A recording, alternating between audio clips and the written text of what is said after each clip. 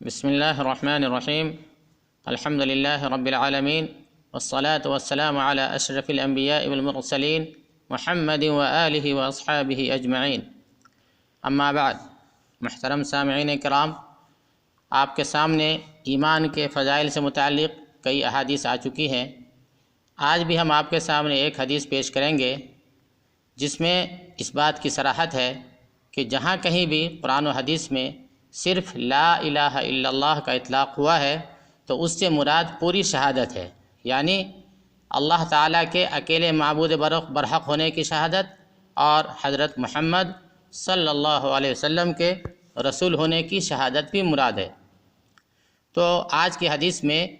آپ کے سامنے یہ ساری باتیں آئیں گی اور اس کے ساتھ آپ کو ایمان کی فضیلت کا بھی اندازہ ہو جائے گا۔ حدیث پاک اس طرح ہے: عن عبادة بن الصامت رضی اللہ تعالی عنہ عن النبی صلی اللہ علیہ وسلم قال: من شهد ان لا الہ الا اللہ وحدہ لا شریک لہ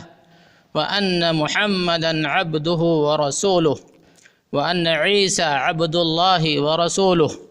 وکلمتہ القاها الى مریم وروح منہ والجنة حق والنار حق ادخلہ اللہ الجنة على ما كان من العمل۔ رواہ البخاری۔ حضرت عبادہ بن صامت رضی اللہ تعالی عنہ نبی کریم صلی اللہ علیہ وسلم کا ارشاد نقل کرتے ہیں کہ جس شخص نے اس بات کی گواہی دی کہ اللہ کے سوا کوئی معبود برحق نہیں، وہ اکیلے ہیں، ان کا کوئی شریک نہیں، اور یہ گواہی دی کہ حضرت محمد صلی اللہ علیہ وسلم اللہ کے بندے اور رسول ہیں، اور یہ گواہی دی کہ حضرت عیسیٰ علیہ السلام بھی اللہ کے بندے اور اللہ کے رسول ہیں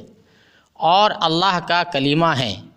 کہ ان کی پیدائش بغیر باپ کے صرف اللہ کے حکم کلمہ کن سے ہوئی،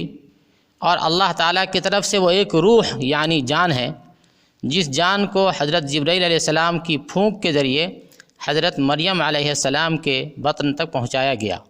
اس طرح کہ حضرت جبرائیل نے حضرت مریم علیہ السلام کے گریبان میں پھونکا تھا،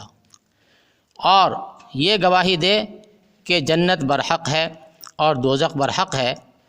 جس شخص نے ان سب کی گواہی دی تو اس نے جو بھی عمل کیا ہو آخر اللہ تعالیٰ اس کو جنت میں داخل فرما دیں گے۔